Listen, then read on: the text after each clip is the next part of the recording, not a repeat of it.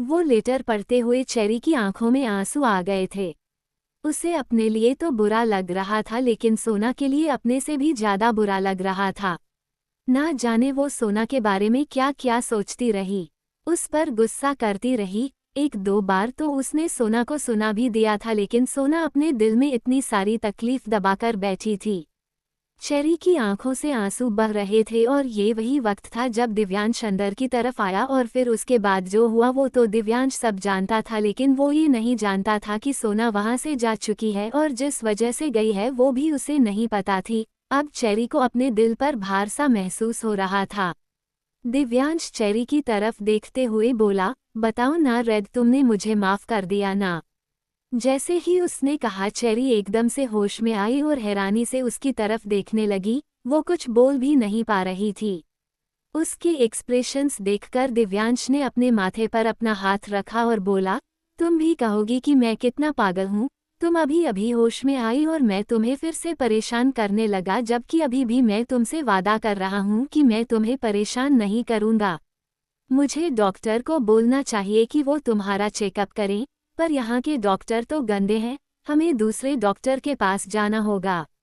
मैं एक काम करता हूँ, मैं तुम्हें अभी दूसरे डॉक्टर के पास लेकर जाता हूँ।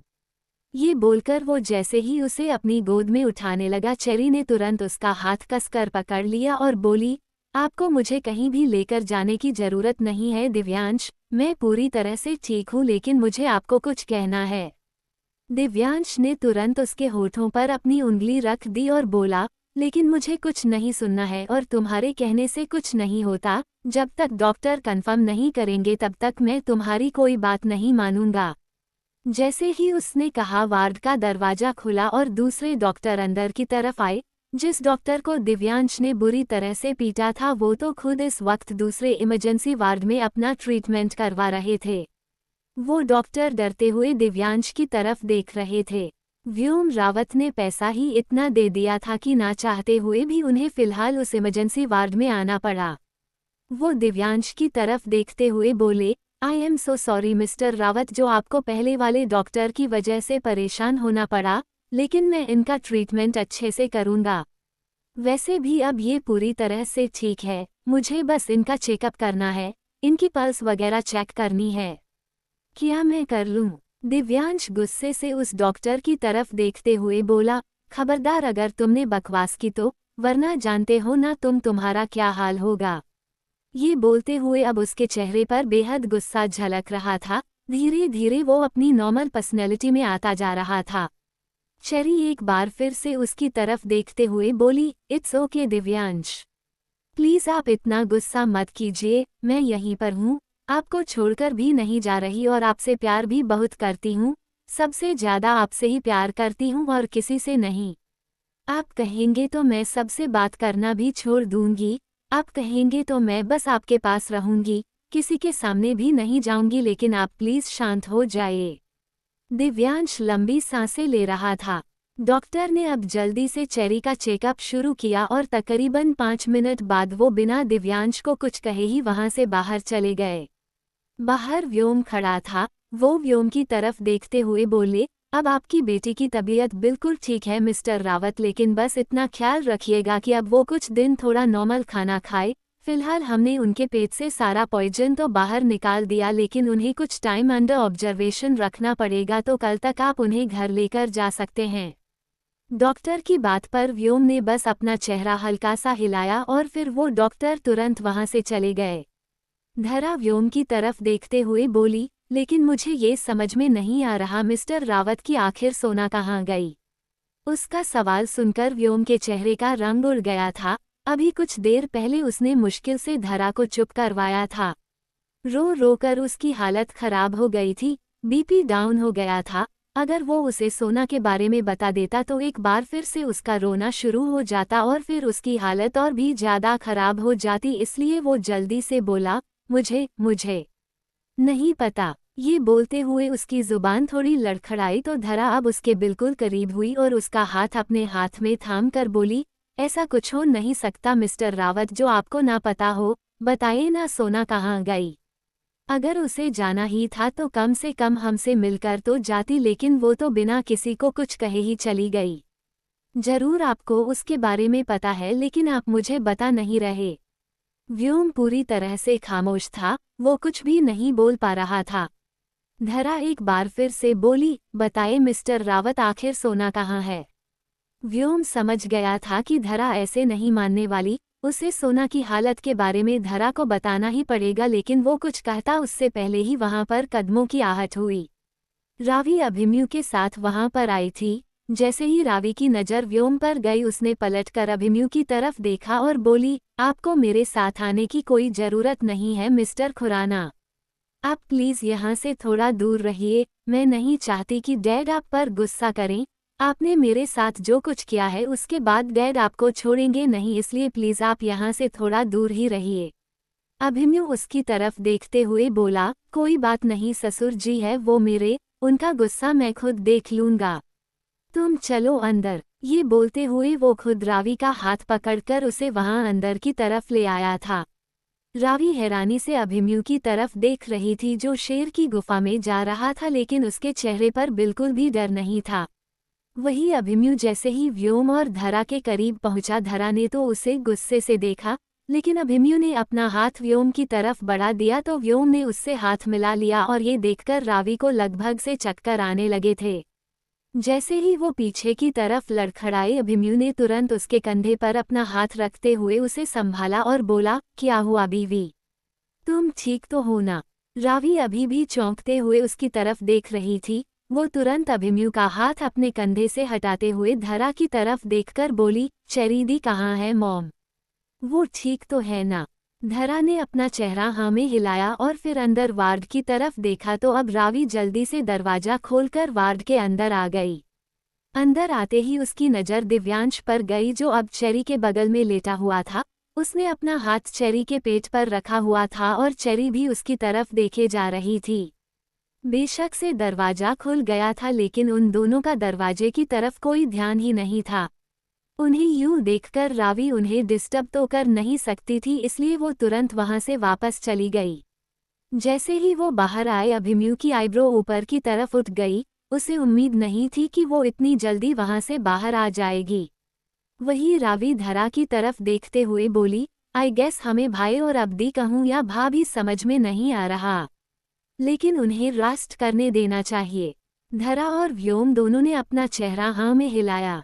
व्योम अभिमन्यु की तरफ देखते हुए बोला, तुम रावी को घर वापस ले जाओ, जब वो दोनों मिलने की हालत में होंगे तो मैं तुम्हें कॉल कर दूंगा। उसकी इस बात पर रावी एक बार फिर से हैरान हुई। वो व्योम की तरफ देखते हुए बोली, आपको इन पर गुस्सा नहीं आ रहा क्या? ये बोलते हुए उसके चेहरे पर अजीब से एक्सप्रेशन थे। वो वैसे भी अपने पेट में कोई बात नहीं रख पाती थी, इसलिए ये सब देखकर भी वो चुप नहीं रह पाए। व्योम अभिमन्यु की तरफ देखते हुए बोला, और हाँ, इसका थोड़ा ख्याल रखिएगा। अभिमन्यु ने अपना सिर हिलाया और रावी की तरफ देखते हुए बोला, चले। धरा गुस्से से बोली, नहीं, मैं रावी को यहाँ से कहीं नहीं जाने दूंगी। बस बहुत हुआ, अब वो हमारे साथ रहेगी, उसे किसी और के साथ रहने की जरूरत नहीं है। उसकी इस बात पर अभिमन्यु जल्दी से बोला, ठीक है मिस्टर रावत, हम चलते हैं, आप अपनी बीवी को संभाल लीजिएगा। मैं अपनी बीवी को संभाल लूंगा। ये बोलकर उसने रावी का हाथ पकड़ा और उसे वहां से ले गया। रावी पलटकर पीछे की तरफ देख रही थी। व्योम ने उसे जरा सा भी रोकने की कोशिश नहीं की और अब ये सब देखकर उसकी आंखों में आंसू आ गए थे। वो अभिमन्यु के साथ बाहर आ चुकी थी। अभिमन्यु ने उसके लिए गाड़ी का दरवाजा खोला तो वो चुपचाप गाड़ी के अंदर बैठ गई। अब तो उसका रोना और भी ज्यादा तेज हो चुका था। वही अभिमन्यु जाकर ड्राइविंग सीट पर बैठा। पहले तो उसने रावी का रोना नहीं देखा था, लेकिन अब तो उसे रावी के रोने की आवाज भी आ रही थी। वो उसकी तरफ देखते हुए बोला, क्या हुआ तुम्हें? तुम ऐसे रो क्यों रही हो? रावी रोते हुए ही बोली, मेरे डैड मुझसे प्यार नहीं करते। अभिमन्यु हल्का सा मुस्कुरा कर बोला, कोई बात नहीं, मैं तो करता हूँ ना। रावी मुंह बनाकर बोली, लेकिन मुझे नहीं चाहिए आपका प्यार। अभिमन्यु उस पर झुका। रावी एकदम से पीछे हो गई। उसे लगा शायद अभिमन्यु यहीं पर उसे कोई प्यार व्यार करने वाला है, लेकिन अभिमन्यु उसे सीट बेल्ट लगा रहा था। वो अब एक बार फिर से मुस्कुराया और बोला, इतना डर क्यों रही हो बीवी? यहाँ पर मैं तुम्हें कुछ नहीं कह रहा, लेकिन घर पर जाकर मैं तुम्हें अच्छे से प्यार करने वाला हूँ। वो क्या है ना, तुम मुझे मुस्कुराती हुई हंसती हुई तो अच्छी लगती हो, लेकिन रोती हुई और भी ज़्यादा क्यूट लगती हो। तुम्हारा ये नाक एकदम लाल हो जाता है और फिर मैं तुम्हें प्यार किए बिना रह नहीं पाता। ये बोलकर उसने अपनी गाड़ी स्टार्ट कर दी। रावी गुस्से से उसकी तरफ देखते हुए बोली, I hate you mister Khurana, और ये मत समझ लेना कि मेरे डैड मुझसे प्यार नहीं करते, उन्होंने मुझे अपने पास नहीं रखा तो अब मैं आपके साथ नॉर्मल हो जाऊंगी। मैं आपके साथ नॉर्मल बिल्कुल नहीं होने वाली, मैं आपको अपना पति और खुद को आपकी बीवी बिल्कुल नहीं मानने वाली। अभिमन्यु एक गहरी सांस लेकर बोला, ओके फाइन। फिर मैं तुम्हें अपनी गर्लफ्रेंड और तुम मुझे अपना बॉयफ्रेंड समझकर प्यार कर लेना, लेकिन प्यार तो होकर ही रहेगा। रावी की आंखें एक बार फिर से बड़ी हो गई थी। वहीं दूसरी तरफ मिश्री बिस्तर पर लेटी हुई थी। उसे आज सुबह भी बुखार था और अब एक बार फिर से रो रो कर उसकी हालत खराब हो गई थी। वो ध्रुवांश के साथ हॉस्पिटल गई थी, लेकिन वहां पर भी उसे तेज बुखार था, तो ध्रुवांश उसे घर पर वापस ले आया था और अब वो बिस्तर पर लेटी हुई थी और ध्रुवांश उसका हाथ थामकर उसके बिल्कुल पास बैठा था। 3 दिन बाद रावत मेंशन। चेरी की आंखें खुली और उसकी नज़र अपने बगल में सोए हुए दिव्यांश पर गई। 2 दिन पहले जो कुछ हुआ उसके बाद ऑलमोस्ट सब कुछ ठीक हो चुका था।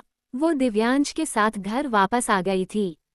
अब उसकी तबीयत भी पूरी तरह से ठीक थी, लेकिन इन 2 दिनों में वो और दिव्यांश अपने उन पलों को नहीं जी पाए थे जिनके लिए वो दोनों बुरी तरह से तड़प रहे थे, क्योंकि वो काफ़ी ज़्यादा वीकनेस फील कर रही थी और दिव्यांश उसके साथ कुछ भी गलत नहीं करना चाहता था। वो चाहता था कि चेरी पहले पूरी तरह से ठीक हो जाए, उसके बाद ही वो चेरी पर अपना प्यार लुटाए, और उसकी इस बात पर चेरी को उस पर और भी ज़्यादा प्यार आ रहा था। फिलहाल दिव्यांश गहरी नींद में सोया हुआ था और अब चेरी सुकून से उसे देख रही थी। वो हल्का सा उसके चेहरे पर झुकी और उसके बालों में अपनी उंगलियां घुमाने लगी। तभी दिव्यांश की आंखें खुली और वो बोला, ये हरकत तुम रात को भी तो कर सकती थी ना। फिर शायद मैं खुद पर कंट्रोल खो देता और वो सब होता जिसके लिए मुझे लगता है तुम मुझसे भी ज़्यादा तड़प रही हो। चेरी थोड़ा हड़बड़ाते हुए पीछे की तरफ हुई और बोली, ऐसा ऐसा कुछ भी नहीं है, मैं तो बस आपके बालों में से ये मिट्टी हटा रही थी। ये बोलते हुए वो सच में अपनी उंगलियों से उसके बालों को झाड़ने लगी, जबकि वहां पर मिट्टी का दूर दूर तक कोई नामो निशान नहीं था। दिव्यांश ने अब उसकी कलाई को कसकर पकड़ा और बोला, अच्छा सच में मेरे बालों पर मिट्टी है क्या? लेकिन मुझे तो कहीं दिखाई नहीं दी, मैंने तो कल रात को आईने में अपना चेहरा देखा था, अपने बाल भी देखे थे, अब बेड पर सोए हुए मिट्टी कहाँ से आ जाएगी? रेड चेरी झट से बोली, क्यों बेड पर सोते हुए मिट्टी कैसे नहीं आ सकती? वो देखिए विंडो ओपन है और रात को बड़ी तेज हवा चल रही थी, आंधी भी आ रही थी। क्या पता तब मिट्टी बाहर से उड़कर आई हो और आपके बालों पर गिर गई हो, इसलिए मैं बस आपके बालों को साफ कर रही थी। दिव्यांश अब गहरी मुस्कुराहट लिए बोला, फिर तो मिट्टी कहीं और पर भी लगी होगी, क्योंकि मैं कौन सा रात को कपड़े पहनकर सोया था, हम दोनों नेक्ड हैं रेड, तो क्या मैं भी मिट्टी हटा दूं? ये बोलते हुए वो उसकी ब्रेस्ट की तरफ देखने लगा था और अब चेरी का रंग एकदम से उड़ गया था और फिर दूसरे ही पल उसका रंग लाल होने लगा था। वो पीछे की तरफ हो चुकी थी, लेकिन अब दिव्यांश अपनी जगह से ऊपर की तरफ उठा और उसके ऊपर झुकने लगा। चेरी पूरी तरह से बेड पर लेट गई। दिव्यांश उसकी तरफ देखते हुए बोला, तुम्हें पता है 2 दिनों से मैं कितनी मुश्किल से खुद को रोक रहा हूँ, हर दूसरे पल मन करता है कि तुम्हें प्यार करूं और तुम ये हरकतें करके मेरे मन को और ज़्यादा परेशान करती हो, ये जानते हुए भी कि अभी मैं वो सब नहीं कर सकता जो मैं बेसब्री से करना चाहता हूँ। उसकी बात पर चेरी अपनी बढ़ती हुई धड़कनों के साथ बोली, क्यों? अब आपको खुद को रोकने की क्या ज़रूरत है? 2 दिन हो गए हैं ना एवोकाडो, अब तो मेरी तबीयत पूरी तरह से ठीक हो गई है। देखिए मेरे अंदर कितनी पावर आ गई है। ये बोलते हुए उसने अपनी बाजू को ऊपर की तरफ उठाया और अपने बाइसेप्स दिव्यांश को दिखाने लगी, तो दिव्यांश हंसने लगा। वो उसकी तरफ देखते हुए बोला, एक मुक्का मारूंगा ना तो यहीं पर जान निकल जाएगी तुम्हारी, आई बड़ी बाइसेप्स दिखाने वाली। ये बोलकर वो ऊपर की तरफ उठा और फिर बिस्तर से भी उठ गया।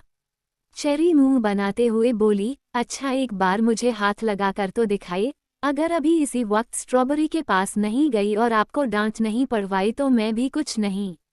दिव्यांश उसे गहरी निगाहों से देखते हुए बोला, तुम्हें लगता है कि दिव्यांश रावत किसी से डरता है? चेरी अब मुस्कुराकर बोली, किसी और का तो नहीं पता लेकिन चेरी रावत से तो डरता है।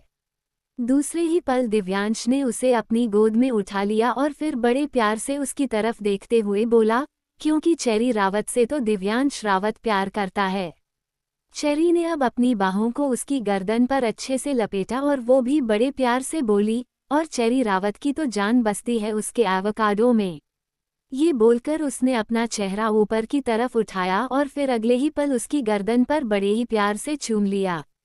दिव्यांश ने एक गहरी सांस ली और बोली, अब तुम फिर से मुझे परेशान कर रही हो।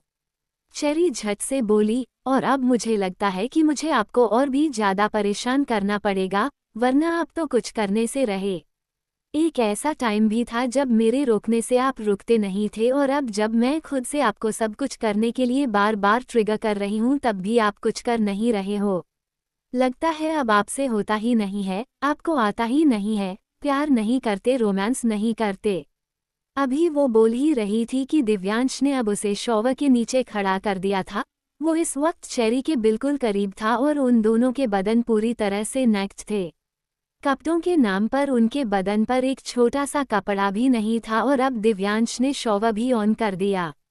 अगले ही पल पानी उन दोनों के ऊपर गिरने लगा। दिव्यांश ने उसके पेट पर अपना हाथ रखते हुए उसे पीछे कांच की दीवार से लगाया और फिर उसके चेहरे पर झुकते हुए बोला, प्यार तो मुझे इतना करना आता है रेड की, अगर करने पर आ गया तो तुम बिस्तर से उठ नहीं पाओगी, चलने में दिक्कत होगी तुम्हें और कमर, उसे तो किसी लायक नहीं छोड़ूंगा मैं।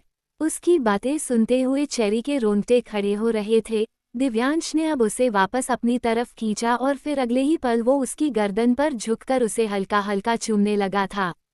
चेरी जल्दी से कांपती हुई आवाज में बोली, ये आप क्या कर रहे हैं एवोकाडो? दिव्यांश बड़ी इंटेंस वॉइस में बोला, क्या हुआ? अभी तो तुम्हें मेरा प्यार चाहिए था, अभी तुम एकदम से कांपने क्यों लगी? चेरी तुरंत बोली, मेरा मतलब मैं बस पूछ रही थी क्या आप अभी वो सब? पर अभी तो सुबह है ना एवोकाडो, अभी तो हमें ब्रेकफास्ट के लिए नीचे जाना होगा, तो हम वो सब कैसे कर सकते हैं? क्योंकि उसमें तो बहुत टाइम लग जाएगा ना। वो बोल रही थी और अब दिव्यांश ने उसकी गर्दन को चूमना छोड़ दिया था।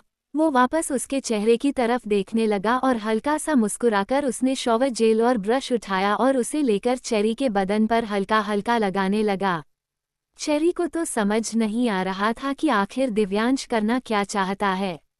अभी कुछ पल पहले उसे ऐसा लग रहा था कि शायद दिव्यांश उसके साथ रोमांस करने वाला है, लेकिन अब वो एक बार फिर से उसे नॉर्मल वे में नहलाने लगा था। तकरीबन 10 मिनट बाद वो दोनों पूरी तरह से शॉवर ले चुके थे और चेरी ने वॉशरूम भी यूज कर लिया था। दिव्यांश उसे लेकर बाहर आया और फिर दोनों ने कपड़े पहनने शुरू किए। चेरी ने फिलहाल रेड कलर की फ्लोरल एंकल लेंथ ड्रेस पहनी हुई थी। वो आईने के सामने खड़ी अपने डायमंड स्टड पहन रही थी। तभी दिव्यांश कुछ सोचते हुए बोला, वैसे मुझे सोना का अभी तक कोई कॉल क्यों नहीं आया? अगर वो वापस नासिक चली भी गई है तो उसे कम से कम मुझे कॉल तो करना चाहिए था ना, मैंने उससे हट किया है। बेशक वो खुद ही ये शादी छोड़कर चली गई थी, लेकिन उसे एक बार मुझसे बात तो करनी चाहिए थी। मैं तो उसे कितनी बार कॉल भी लगा चुका हूँ लेकिन वो मेरा कॉल रिसीव कर ही नहीं रही। उसकी बातें सुनते हुए चेरी के चेहरे का रंग उड़ा हुआ था, क्योंकि अभी तक उसने दिव्यांश को बताया नहीं था कि सोना अब इस दुनिया में ही नहीं है। जब उसे सोना के ब्लड कैंसर के बारे में पता चला तो पहले तो वो कुछ नहीं कर पाए, लेकिन जब उसे हॉस्पिटल से डिस्चार्ज मिला तो उसने तुरंत व्योम से बात की और व्योम ने कंफर्म किया कि जिस दिन सोना यहाँ से गई थी उसी दिन उसकी तबीयत बहुत ज़्यादा खराब थी और फिर वो सीधा आश्रम में गई थी, जो मुंबई का ही एक आश्रम था और उसमें व्योम हमेशा डोनेट करता रहता था। वहां से उसे सोना के बारे में पता भी चला था और ये भी कि सोना वहां पर अपना आखिरी दिन बिताने आई थी, जो उसने आश्रम के बच्चों के साथ अच्छे से बिताया, उन्हें बहुत सारे तोहफे दिए और फिर वहीं पर उसके डैड उसे लेने भी आए और तब तक तो सोना की तबीयत और भी ज़्यादा खराब हो रही थी। उसके डैड उसे वहां से लेकर जा रहे थे, जिसके बाद व्योम ने उसके डैड से बात की और उन्होंने बताया कि जब वो सोना को घर पर वापस लेकर जा रहे थे तभी रास्ते में ही उसने अपनी आखिरी सांस ली। अब वो इस दुनिया में नहीं है। दिव्यांश एक बार फिर से बोला, मैं सोच रहा हूँ कि 1-2 दिन और इंतजार कर लूँ, लेकिन अगर उसने मेरा कॉल नहीं रिसीव किया तो हम एक काम करेंगे, हम दोनों नासिक चलेंगे। वहां पर उससे मिलकर आएंगे, बेशक से आखिरी बार, लेकिन एक बार तो हम उससे मिलने जा सकते हैं ना रेड। उसकी बात सुनकर चेरी एकदम से होश में आई। दिव्यांश की बात सुनकर चेरी एकदम से होश में आई और पलटकर उसकी तरफ देखते हुए बोली, जरूर, हम वहां पर जरूर चलेंगे। दिव्यांश ने अब उसके गाल पर अपना हाथ रखा और बोला, एम सॉरी। चेरी चौंकते हुए बोली, अब आप सॉरी क्यों बोल रहे हैं? दिव्यांश हल्का सा मुस्कुरा कर बोला, क्योंकि मैंने तुम्हें बहुत परेशान किया है ना। चेरी ने अब एक लंबी सांस ली और बोली, बस कीजिए ना एवोकाडो, पिछले 3 दिनों में आप मुझे 30 बार सॉरी बोल चुके हैं। खबरदार अगर अब आपने मुझे दोबारा सॉरी बोला तो। ये बोलते हुए वो उसके सीने से लग गई थी। दिव्यांश ने भी उसे अपनी बाहों में कस लिया। चेरी उसके सीने से लगी हुई मन ही मन बोली, सॉरी तो मुझे आपसे कहना चाहिए एवोकाडो कि मैंने आपका ट्रस्ट तोड़ा। मुझे आपको सोना के बारे में बता देना चाहिए, लेकिन पता नहीं क्यों मेरे अंदर हिम्मत हो ही नहीं रही है आपको सोना के बारे में बताने की। पता नहीं आपको उसके बारे में जानकर कैसा लगेगा। बड़ी मुश्किल से मैंने आपको नॉर्मल होते हुए देखा है, कहीं एक बार फिर से कुछ गड़बड़ ना हो जाए। एम सो सॉरी एवोकाडो, लेकिन अभी फ़िलहाल मैं आपको सोना के बारे में नहीं बता सकती। ये बोलकर उसने एक गहरी सांस ली। तभी दरवाजा नॉक हुआ। चेरी तुरंत दिव्यांश से अलग हुई और उसने जाकर दरवाजा खोला। दिव्यांश अब अपनी शर्ट के बटन बंद कर रहा था। आज वो ऑफिस जाने के बारे में सोच रहा था। पिछले 2-3 दिनों से वो ऑफिस नहीं गया था। वैसे भी जब से वो वापस आया था तब से वो कौन सा ढंग से ऑफिस गया था। बहुत मुश्किल से 2 या 3 बार, और वो भी उसने वहां पर ढंग से कोई काम नहीं किया था। सारा ध्यान तो उसका चेरी में ही रहता था। दरवाजे पर सर्वेंट खड़ी थी। वो चेरी की तरफ देखते हुए बोली, ब्रेकफास्ट के लिए सब नीचे आपका इंतजार कर रहे हैं। चेरी मुस्कुराकर बोली, आप चलिए हम दोनों आते हैं। उसकी बात सुनकर वो सर्वेंट वहां से चली गई और अब चेरी ने वापस दरवाजा बंद किया और पलटकर दिव्यांश की तरफ देखने लगी। दिव्यांश पूरी तरह से रेडी हो चुका था। चेरी भी रेडी ही थी और अब दिव्यांश उसके पास आया और उसे अपनी इंटेंस नज़रों से देखते हुए उसके बिल्कुल करीब हुआ और फिर दूसरे ही पल उसने चेरी के होठों को चूमना शुरू कर दिया। चेरी हैरान रह गई, पर अब वो भी अपने पंजों के बल हल्का सा ऊपर की तरफ उठी हुई थी और दिव्यांश को पूरी तरह से रिस्पांस दे रही थी। वो दोनों स्मूच कर रहे थे और वो स्मूच बहुत ज़्यादा डीप और इंटेंस थी।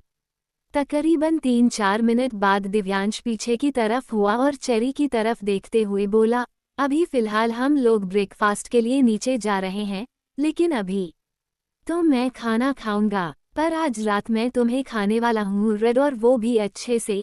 ये बोलते हुए उसकी नज़रें जो चेरी पर थी वो चेरी के पेट के अंदर तितलियां उड़ने पर मजबूर कर रही थी। चेरी उसकी तरफ देखते हुए बोली, और मैं बेसब्री से आपका इंतजार करूंगी। दिव्यांश हल्का सा मुस्कुराया और बोला, नहीं तुम्हें इंतजार करने की जरूरत ही नहीं। उसकी इस बात पर चेरी हैरान थी, लेकिन वो कोई सवाल करती उससे पहले ही दिव्यांश उसका हाथ पकड़कर बाहर की तरफ आ गया था। वहीं दूसरी तरफ धरा की नजरें बाहर दरवाजे पर टिकी हुई थी। पिछले 2 दिनों से मिश्री रावत मेंशन में नहीं आ रही थी। जिस दिन चेरी घर पर वापस आई थी उस दिन वो वहां पर मौजूद थी, लेकिन उसके बाद से ही वो एक बार भी वहां पर नहीं आई थी और धरा को उसकी बहुत ज़्यादा टेंशन हो रही थी। उसने मिश्री को कॉल भी किया था तो मिश्री ने बस फ़ोन पर इतना ही कहा कि वो जल्दी ही वहां पर आएगी, और अब अचानक से दरवाजे पर कदमों की आहट हुई तो धरा ने तुरंत वहां पर देखा। मिश्री धीमे धीमे कदमों से अंदर की तरफ आई। उसकी नज़रें हर जगह घूम रही थी। वही चेरी और दिव्यांश भी सीढ़ियां उतरते हुए नीचे ही आ रहे थे। धरा ने जैसे ही मिश्री को देखा वो तुरंत उसके पास आई और उसका हाथ पकड़कर बोली, क्या है मिश्री? मैं पिछले 2 दिनों से तुम्हारा इंतजार कर रही हूँ और तुम हो कि अब आ रही हो, क्या हुआ? तबीयत तो ठीक है तुम्हारी? ये बोलते हुए वो उसका माथा छूकर देख रही थी। मिश्री मुस्कुराए और बोली, मैं बिल्कुल ठीक हूँ स्ट्रॉबेरी। धरा ने जल्दी से पूछा, तो फिर तुम 2 दिन आई क्यों नहीं? मिश्री कुछ पल खामोश रही। दिव्यांश और चेरी दोनों एक दूसरे की तरफ देख रहे थे। मिश्री बेशक से कुछ नहीं बोल रही थी, लेकिन इस वक्त उसके एक्सप्रेशंस बहुत कुछ बोल रहे थे और अब वो भी थोड़ी हिम्मत करते हुए बोली, अब मैं ये जॉब और नहीं कर पाऊंगी स्ट्रॉबेरी, वैसे भी मुझे नहीं लगता कि अब आपको मेरी ज़रूरत है। चेरी दी पूरी तरह से ठीक हो गई है और घर पर इतने सारे सर्वेंट हैं तो वो लोग आपका ख्याल रख लेंगे। मुझे लगता है कि अब यहाँ पर मेरी कोई ज़रूरत नहीं है, तो मैं ये जॉब छोड़ना चाहती हूँ। उसकी बात सुनकर धरा की आंखें बड़ी हो गई। दिव्यांश और चेरी का रिलेशन ठीक होते हुए देख वो खुश थी, पर उसे ध्रुवांश और मिश्री की उतनी ही ज़्यादा टेंशन भी थी। चेरी जल्दी से बोली, बेशक से मैं ठीक हो गई हूँ मिश्री, लेकिन मैं मॉम का उतना अच्छे से ख्याल नहीं रख पाऊंगी जितना अच्छे से तुम रखती हो, इसलिए प्लीज़ तुम ही उनका ख्याल रखो। मिश्री उसकी तरफ देखते हुए बोली, मैं जानती हूँ कि आप ये सब क्यों बोल रही है चेरी दी, लेकिन सीरियसली मैं अब ये जॉब नहीं कर पाऊंगी। मुझे अपना कॉलेज भी कंटिन्यू करना है। 5 दिन बाद ही मेरे एग्ज़ाम शुरू होने वाले हैं, तो आप ही बताइए मैं ये जॉब कैसे कंटिन्यू कर पाऊंगी। उसकी इस बात पर अब चेरी भी कुछ बोल नहीं पा रही थी। धरा मिश्री की तरफ देखते हुए बोली, तुम पागल किसी और को बनाना, मैं बहुत अच्छी तरह से जानती हूँ तुम ये जॉब क्यों छोड़ना चाहती हो। उसकी इस बात पर मिश्री ने अब अपना चेहरा झुका लिया था, उसकी आंखों से आंसू बह निकले थे। धरा अपनी बात पूरी करते हुए बोली, लेकिन जब तुमने फैसला ले ही लिया है तो अब मैं भी क्या ही कर सकती हूँ। ठीक है, मैं तुम्हें इस जॉब से आज़ाद करती हूँ, पर मेरी एक शर्त है। आज तक तुमने इस जॉब की एक बार भी सैलरी नहीं ली है, कुछ भी पैसे नहीं लिए हैं। अगर तुम ये जॉब छोड़ना ही चाहती हो तो तुम्हें अपनी सैलरी लेनी पड़ेगी। मिश्री कुछ बोलने को हुई, लेकिन धरा ने तुरंत उसकी बात काटते हुए कहा, और अगर तुम ये सैलरी नहीं लोगी तो मैं तुम्हें ये जॉब भी नहीं छोड़ने दूंगी। मिश्री अब खामोश हो गई। उसने चेरी की तरफ देखा तो चेरी सामने लोकल रूम की तरफ गई और फिर वहां तिजोरी में से नोटों का एक बंडल लेकर आई जो ऑलमोस्ट 2 लाख रुपए थे। धरा ने अब वो पैसे मिश्री की तरफ बढ़ाए और बोली, ये लो तुम्हारी सैलरी। मिश्री ने अपने भारी हाथों से वो पैसे लिए और उन्हें अपने पर्स में डाल लिया। धरा उसकी तरफ देखते हुए बोली, अब ये जॉब छोड़कर तो जा ही रही हो, आखिरी बार ब्रेकफास्ट तो कर लो हमारे साथ, उसके बाद तो क्या पता तुम कब वापस आओगी। मिश्री ने अपना सर हाँ में हिलाया और फिर धरा और बाकी सबके साथ डाइनिंग टेबल पर आ गई। कुछ ही देर में ब्रेकफास्ट खत्म हुआ और अब मिश्री सबको बाय बोलकर चली गई थी, जबकि ध्रुवांश अभी भी अपने रूम में सोया हुआ था। ब्रेकफास्ट के बाद सबके चेहरे उतरे हुए थे, लेकिन दिव्यांश को ऑफिस तो जाना ही था, इसलिए वो चेरी को बाय बोलकर और उसे फोरहेड किसकर वहां से जा चुका था। धरा मायूसी से बोली, काश जैसे दिव्यांश को अक्ल आई वैसे ध्रुवांश को भी आ जाती। उसकी बात सुनकर चेरी के दिमाग में कुछ चल रहा था। अगले ही पल वो सीधा ध्रुवांश के रूम की तरफ बढ़ गई। उसे ध्रुवांश के रूम में जाते हुए देख धरा समझ गई थी कि वो वहां पर क्यों ही जा रही है। वही चेरी ने ध्रुवांश के रूम का दरवाजा नॉक किया तो अंदर से ध्रुवांश ने दरवाजा खोला। वो रेडी हो चुका था, बस बाहर आने ही वाला था। चेरी को वहां पर देखकर वो शॉक्ड होते हुए बोला, चेरी दी आप यहाँ पर? चेरी उसकी तरफ देखते हुए बोली, अंदर आ जाऊं क्या? ध्रुवांश जल्दी से बोला, हाँ हाँ चेरी दी आइए ना, अंदर आइए, आई मीन चेरी भाभी अंदर आइए। चेरी ने एक गहरी सांस ली और अंदर की तरफ आई। वो ध्रुवांश की तरफ देखते हुए बोली, अगर मैं तुमसे एक सवाल करूं तो क्या तुम मुझे सही सही जवाब दोगे ध्रुवांश? ध्रुवांश जल्दी से बोला, आप पूछिए ना भाभी, क्या पूछना है? चेरी अब उसके थोड़ा करीब आकर बोली, क्या तुम मिश्री से सच में प्यार करते हो? क्या तुम्हें सच में अपनी गलती का एहसास है? क्या तुम सच में उसे अपनी लाइफ में चाहते हो? उसके सवाल सुनकर ध्रुवांश हैरान रह गया था, क्योंकि अभी तक मिश्री को लेकर उसकी चेरी के साथ कोई डिस्कशन नहीं हुई थी। वो उसकी आंखों में आंखें डालते हुए बोला, मैं सच में उससे बहुत प्यार करता हूँ भाभी, और उसे अपनी लाइफ में वापस चाहता हूँ। मैंने बहुत कर ली अपनी लाइफ में अपनी मन मर्जी। बहुत लड़कियों के पीछे भाग लिया और बहुत लड़कियों को अपने पीछे भी भगा लिया, लेकिन अब मैं सिर्फ मिश्री को ही अपनी लाइफ में परमानेंट चाहता हूँ और ये कोई टेम्पररी फीलिंग्स नहीं है। मैं सच में उससे प्यार करता हूँ, मैं अपनी गलती सुधारना चाहता हूँ।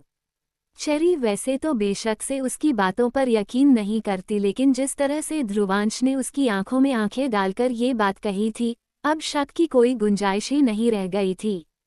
चेरी ध्रुवांश की तरफ देखते हुए बोली, आज ही मिश्री ये घर छोड़कर गई है, उसने जॉब छोड़ दी है ध्रुवांश, और पता नहीं क्यों मुझे ऐसा लग रहा था जैसे वो अब इस शहर में भी नहीं रहना चाहती।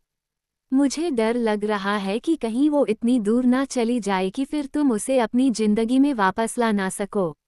ध्रुवांश घबराते हुए बोला, नहीं ऐसा नहीं हो सकता, वो ये शहर छोड़कर नहीं जा सकती। ये बोलकर वो तुरंत वहां से जाने लगा। चेरी उसका हाथ पकड़कर उसे रोकते हुए बोली, मुझे कंफर्म नहीं है ध्रुवांश, पर थोड़ा डाउट है, और हाँ मिश्री अभी थोड़ी देर पहले ही घर से गई है तो ऑब्वियस सी बात है वो ज़्यादा दूर नहीं गई होगी। अभी भी तुम्हारे पास मौका है, लेकिन अगर ये मौका तुम्हारे हाथ से निकल गया तो फिर शायद तुम्हें पूरी जिंदगी पछताना पड़ सकता है। लड़कियां अपनी जिंदगी में किसी भी चीज़ से कॉम्प्रोमाइज़ कर सकती है, लेकिन जब उनका लाइफ पार्टनर उनके होते हुए किसी और के पास जाए ना, तो ट्रस्ट मी वो जीते जी मर जाती हैं। वो सब कुछ बांट सकती है, बस अपना प्यार नहीं। जाओ और जाकर मिश्री को ये ट्रस्ट दिलवाओ कि तुम अब सिर्फ उसके हो और वो तुम्हारी। ये बोलकर उसने ध्रुवांश का हाथ छोड़ दिया था। ध्रुवांश उसकी बात पूरी तरह से समझ गया था और वो तुरंत अपने रूम से निकाला और अगले ही पल धरा ने उसे मेंशन से बाहर जाते हुए देखा। चेरी बाहर आई तो धरा टोंट मारते हुए बोली, मुझे लगता है अब मेरी तो इस घर में कोई ज़रूरत ही नहीं है। चेरी भी उसे तिरछी निगाहों से देखते हुए बोली, हाँ आप भी जॉब छोड़कर जा सकती हैं, अगर आप कहें तो मैं नोटों का एक बंडल आपके लिए भी सैलरी के तौर पर लाऊं क्या? धरा गुस्से से मुंह बनाते हुए बोली, जुबान संभालकर बात किया करो मुझसे, अब मैं सांस हूं तुम्हारी। चेरी हंसकर बोली, नहीं करूंगी। क्या कर लेंगी आप? अभी तो शुक्र मनाए कि मैं बहू वाली फॉर्म में आई नहीं हूं, वरना आजकल की बहुएं तो नाक में दम कर देती है। जरा मुझसे बचकर रहिएगा स्ट्रॉबेरी, कहीं मैं आपको खट्टे अंगूर ना टेस्ट करवा दूं। ये बोलते हुए उसके चेहरे पर एटीट्यूड झलक रहा था और फिर वो दोनों ही अचानक से खिलखिलाकर हंसने लगी। धरा सोफे पर बैठी थी तो चेरी भी अब जाकर उसके पास बैठी और अगले ही पल उसने धरा की गोद में अपना सिर रख लिया था और आंखें बंद कर ली थी। धरा उसके बालों को सहला रही थी। वो उसकी तरफ देखते हुए बोली, वैसे अभी एक जॉब मुझे और भी करनी है। चेरी ने हैरानी से पूछा, कौन सी जॉब?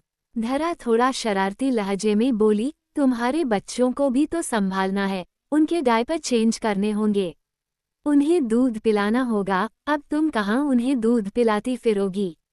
तुम तो वैसे ही एक बच्चा संभाल रही हो, दूसरे कहाँ संभाल पाओगी? उसकी बात सुनते हुए चेरी का चेहरा शर्म से लाल हो रहा था। वो उसकी गोद से उठते हुए बोली, अगर आपको मेरा अपनी गोद में सर रखना अच्छा नहीं लग रहा था तो यूं ही बता देती, बोल देती कि आपको सिर्फ आपके मिस्टर रावत का आपकी गोद में इस तरह से लेटना पसंद है, उनका आपके करीब आना पसंद है, आपका मन उनके लिए बेसब्र हो रहा है। मैं थोड़ा दूर होकर बैठ जाती स्ट्रॉबेरी, लेकिन आप तो बड़ी अजीब अजीब बातें करने लगी। धरा की आईब्रो ऊपर की तरफ उठ गई। चेरी उसका हथियार उस पर ही चला रही थी। धरा मुंह बनाते हुए बोली, अब मैं तुम्हें क्या ही बताऊं, इस उम्र में आकर ये सब कहाँ अच्छा लगता है।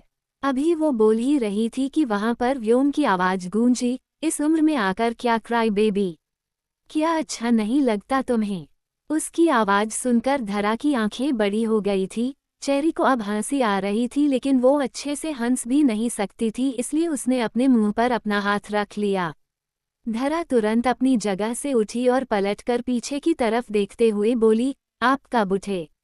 रात को आप इतनी देर से सोए थे तो इतनी जल्दी कैसे उठ गए? व्योम उसकी तरफ बढ़ते हुए बोला, और तुम्हें ये भी पता होगा कि रात को मैं लेट सोया क्यों था? उसे अपने करीब आते हुए महसूस कर धरा का बदन हल्का हल्का कांपने लगा था।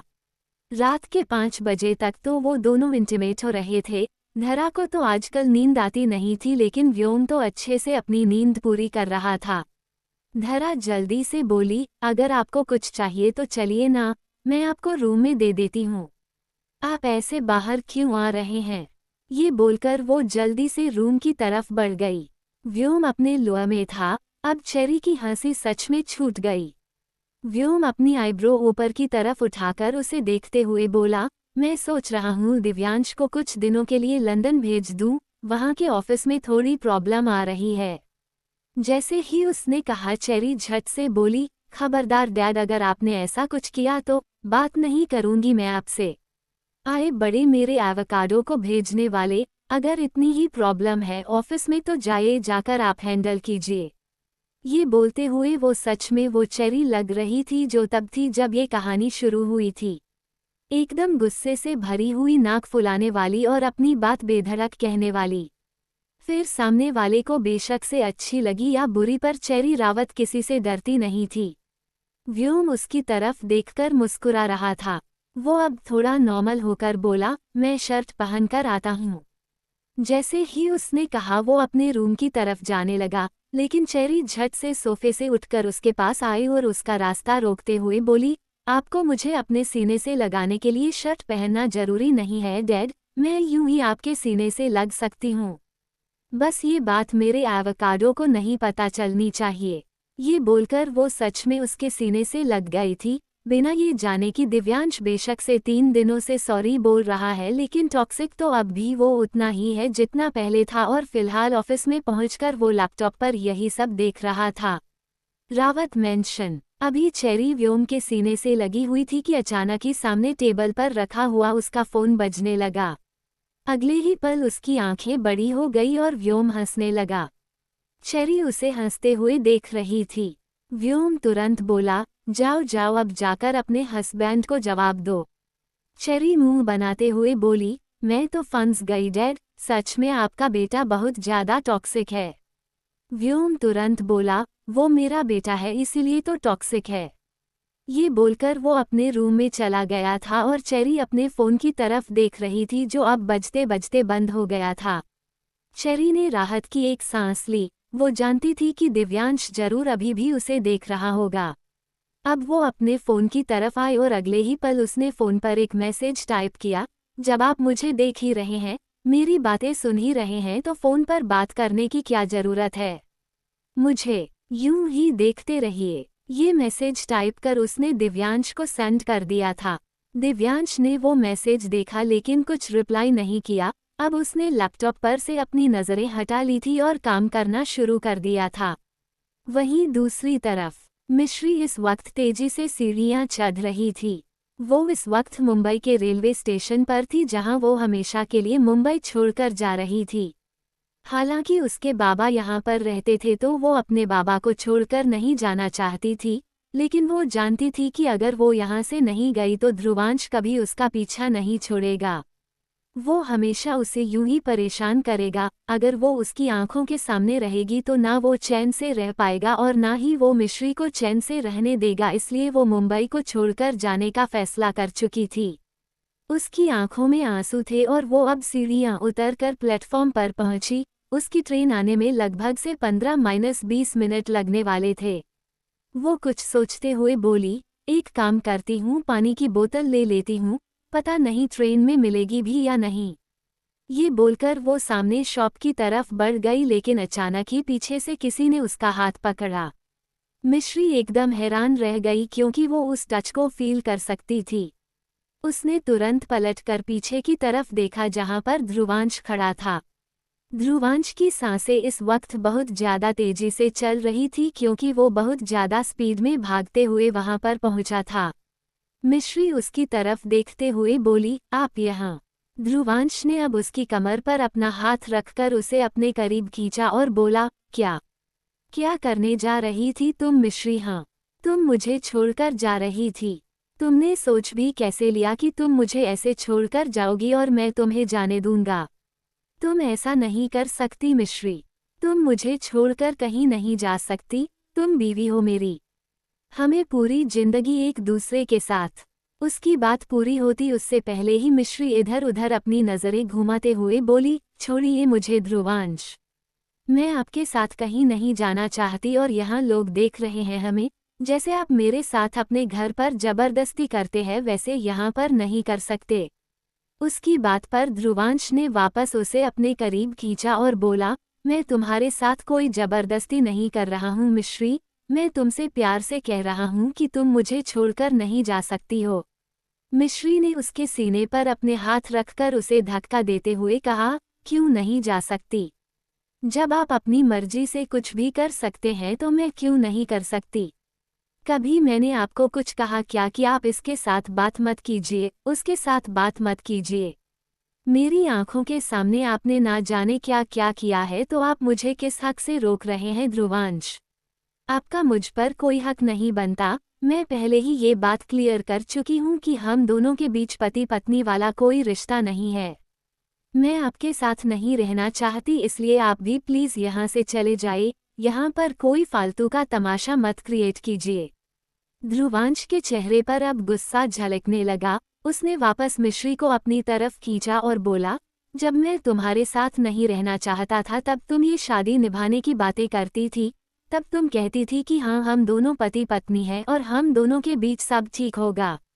तब तुम्हें प्यार पर यकीन था, वादों पर यकीन था, मेरे खोखले वादों पर भी तुमने मुझ पर ट्रस्ट किया है। और अब जब मैं सच में सुधरना चाहता हूँ, सच में हमारी शादी को एक मौका देना चाहता हूँ, तुम्हारे साथ रहना चाहता हूँ, तुम्हारे साथ अपनी पूरी जिंदगी बिताना चाहता हूँ, तो तुम मुझ पर ट्रस्ट नहीं कर रही हो। मिश्री को अब उसके हाथ जैसे चुभने लगे थे। ध्रुवांश ने उसकी कमर को बहुत ज्यादा कसकर पकड़ा हुआ था। वो लगातार उसकी पकड़ में कसमसा रही थी। ध्रुवांश गुस्से से बोला, अगर तुम्हें मेरे प्यार की भाषा समझ में नहीं आती है तो ठीक है, अब मैं ये प्यार वाली भाषा बोलूंगा ही नहीं। मैं तुम्हारे साथ जबरदस्ती करना नहीं चाहता, लेकिन तुमने मेरे पास और कोई ऑप्शन नहीं छोड़ा है। तुम्हें मेरे साथ रावत मेंशन तो चलना ही होगा। मैं तुम्हें खुद से दूर कभी नहीं जाने दूंगा, कभी भी नहीं। ये बोलते हुए अब उसने उसकी कमर को छोड़ दिया और उसकी कलाई को कसकर पकड़ लिया। मिश्री गुस्से से बोली, छोड़िए मुझे ध्रुवांश। आप क्यों नहीं समझ रहे हैं? हम इस वक्त किसी प्राइवेट प्लेस पर नहीं है जो मेरे साथ इस तरह से जबरदस्ती। उसकी बात पूरी होती उससे पहले ही ट्रेन का हॉर्न बजा। मिश्री की आंखें बड़ी हो गई। ये वही ट्रेन थी जिस पर उसे चढ़ना था। ध्रुवांश उसके एक्सप्रेशन देखकर बोला, क्या सोच रही हो कि तुम इस ट्रेन में बैठकर मुझसे दूर चली जाओगी? नहीं, ऐसा नहीं होगा। मिश्री उसे धक्का देते हुए बोली, आप मुझे रोक भी नहीं सकते। ध्रुवांश उसे वापस अपने करीब खींचते हुए बोला, तुम्हें रोकने का पूरा हक है मेरा। ये बोलते हुए वो उसकी कलाई पकड़कर उसे वापस बाहर की तरफ लेकर जाने लगा था, लेकिन तभी अचानक से 4-5 आदमियों ने उन दोनों का रास्ता रोका। उनमें से एक ध्रुवांश की तरफ देखते हुए बोला, अबे क्या बे, ज्यादा गर्मी चढ़ी है तुझे? घर में माँ बहन नहीं है क्या? जो बाहर औरतों से कैसे पेश आना है इसकी तमीज नहीं है तुझे? ध्रुवांश गुस्से से बोला, क्यों? इसमें आपको क्या प्रॉब्लम हो रही है? मिश्री की आंखें बड़ी हो गई क्योंकि वो तो समझ गई थी कि उन आदमियों को क्या मिसअंडरस्टैंडिंग हो गई है, लेकिन ध्रुवांश नहीं समझ रहा था। वो जल्दी से बोली, भैया मैं आपको समझाती हूँ। जैसे ही उसने कहा उस आदमी ने तुरंत अपना हाथ ऊपर की तरफ दिखाया और बोला, तुम्हें कुछ कहने की जरूरत नहीं है, हम सब कुछ खुद समझ गए हैं और अब हम इसे समझाएंगे कि लड़कियों के साथ कैसे पेश आया जाता है। ये बोलकर वो तुरंत ध्रुवांश की तरफ अपने कदम बढ़ाने लगा था। ध्रुवांश हैरानी से उनकी तरफ देख रहा था, लेकिन वो कुछ समझता उससे पहले ही उस आदमी ने एक जोरदार पंच ध्रुवांश के गाल पर जड़ दिया था। ध्रुवांश का चेहरा मिश्री की तरफ लुढ़क गया, उसकी आंखें लाल हो गई थी और होठों के किनारे से खून भी बहने लगा था। मिश्री चिल्लाकर बोली, ध्रुवांश। ध्रुवांश उसकी तरफ ही देख रहा था। अब एक दूसरा आदमी बोला, तुम साइड हो जाओ लड़की, इसकी अकल अब हम ठिकाने लगाएंगे। तुम्हें जहां जाना है तुम जा सकती हो, इसे हमारे हवाले छोड़ दो। ये बोलकर उसने भी आगे बढ़कर ध्रुवांश का गिरेबान पकड़ा। ध्रुवांश चुपचाप मिश्री की तरफ देख रहा था। मिश्री की आंखों में आंसू आ गए थे। ध्रुवांश उसकी तरफ देखते हुए बोला, अब मैं नहीं बोलूंगा मिश्री, तुम बोलोगी कि तुम मेरी क्या लगती हो। और मैं तुम्हारा क्या? ये बोलकर अब उसने सामने उन आदमियों की तरफ देखा। पहले वाले ने अब एक बार फिर से ध्रुवांश की गर्दन को कसकर पकड़ लिया और उसे दोबारा पंच जड़ दिया।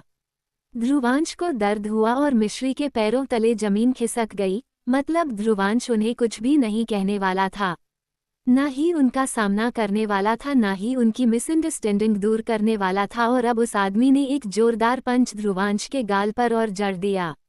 ध्रुवांश हल्का सा पीछे की तरफ लड़खड़ाया। मिश्री तुरंत आगे की तरफ आई और उन आदमियों की तरफ देखते हुए बोली, आप ऐसा नहीं कर सकते हैं।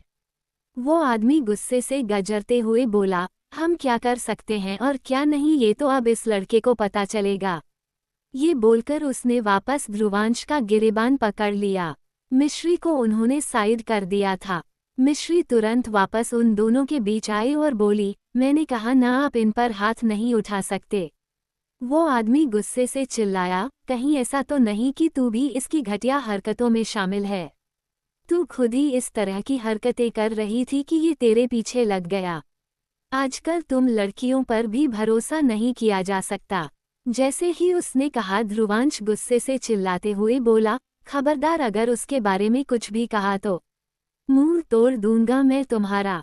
उसकी धमकी सुनकर अब वो आदमी और भी ज्यादा गुस्से में आ गया। उसने दोबारा ध्रुवांश का गिरेबान पकड़ा और बोला, साले गुस्सा करता है।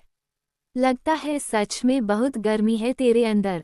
अब तेरी गर्मी हम अच्छे से निकालते हैं, चलो करो कुटाई इसकी। ये बोलकर उसने पीछे खड़े अपने आदमियों को देखा तो वो लोग एक साथ ध्वंस की तरफ बढ़ने लगे। मिश्री की धड़कने जैसे रुकने लगी। वो ऐसे कैसे ध्रुवांश को उन लोगों से पिटते हुए देख सकती थी। वो चिल्लाते हुए बोली, मैंने कहा ना, आप इन पर अपना हाथ नहीं उठा सकते। ये मेरे साथ कोई जबरदस्ती नहीं कर रहे थे। आपको यहाँ पर किसी ने मदद के लिए कुछ कहा क्या? ये पति है मेरे, इनका पूरा हक है मेरे साथ जबरदस्ती करने का। आप लोग साइड हटिए यहाँ से। ये बोलते हुए वो उन लोगों को धक्का मार रही थी और उसकी बात सुनकर वो लोग हैरान हो रहे थे।